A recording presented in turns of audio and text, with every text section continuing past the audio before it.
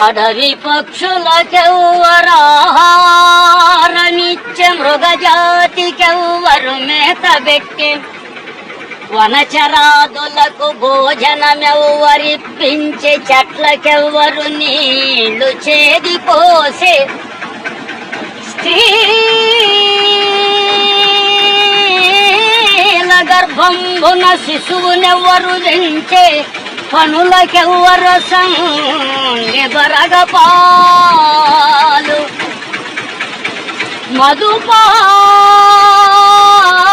మధుపాలికెవ్వరు మకరందమునరించే